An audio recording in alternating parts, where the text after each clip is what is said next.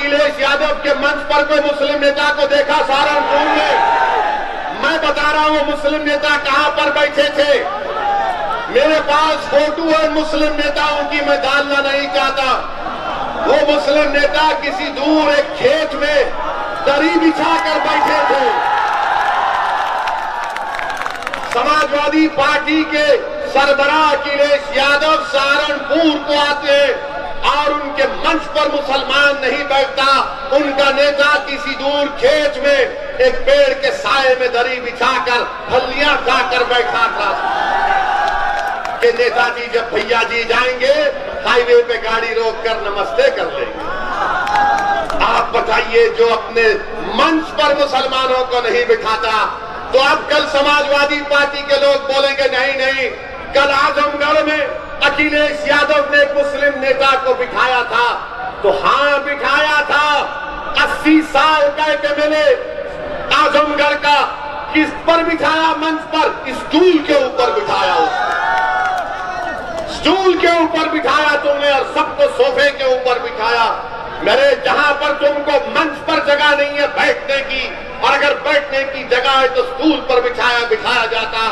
मैं उन मुस्लिम कायदीन से कहूंगा कि छोड़ो समाजवादी पार्टी को, तुम असदुद्दीन ओवैसी के खंधे पर बैठ जाओ, मैं तुमको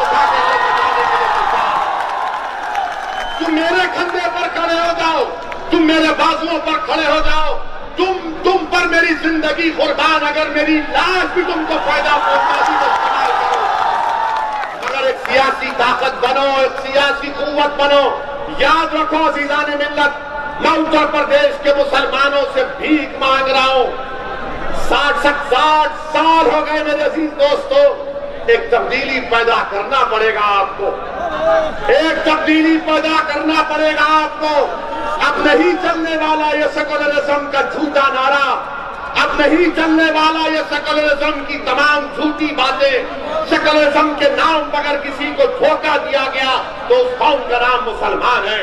सेकुलरिज्म के नाम पर अगर किसी को गरीबी उसका मुकद्दर बना दिया गया तो तमाम सियासी पार्टियां हैं। मेरे अजीज दोस्तों और बुजुर्गों, आज आपसे मैं अपील करने आया हूं कि मुत्तहिद हो जाइए, मुत्तहिद हो जाइए, अपनी जमात से वाबस्ता हो जाइए, अपनी एक सियासी क़यादत को बनाइए। कोई नेता आसमान से नहीं आएगा, कोई नेता जमीन से निकल कर नहीं आएगा, मगर ये अल्लाह की जमीन पर जो हम हैं, अल्लाह ने हमको दिमाग दिया, सोचने और समझने का सलीका दिया, उसको इस्तेमाल करो। कौन है हमारा नेता? देख लो आप, कहाँ है तुम्हारी आवाज? तुम खुद ढूंढ रहे हो अपनी आवाज को सुनने के लिए।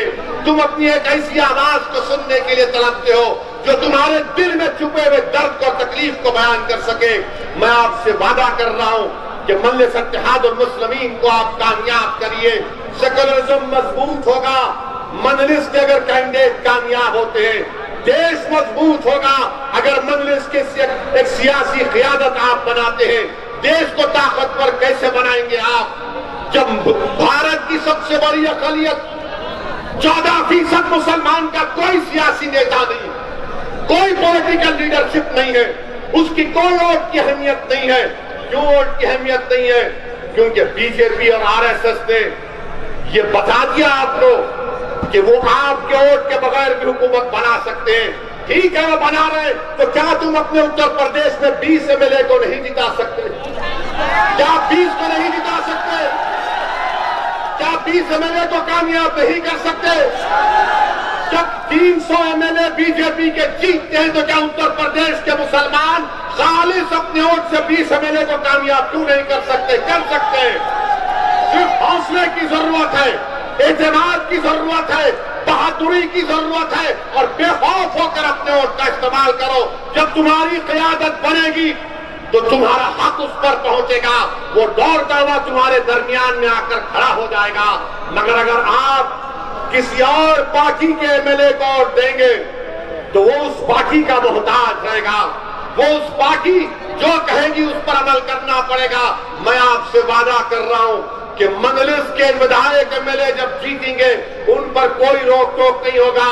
खुली तरह उनसे कहा जाएगा कि बेबाक होकर मजलूमों की आवाज उठाओ, बेबाक होकर इंसाफ का मुतालबा करो, बेबाक होकर जालिम से पंजा आजमाई करो, डरो मत।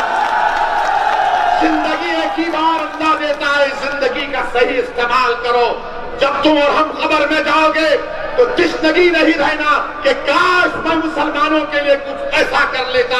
मैं तुमसे कह रहा हूं उस तिश्नगी को मिटा दो और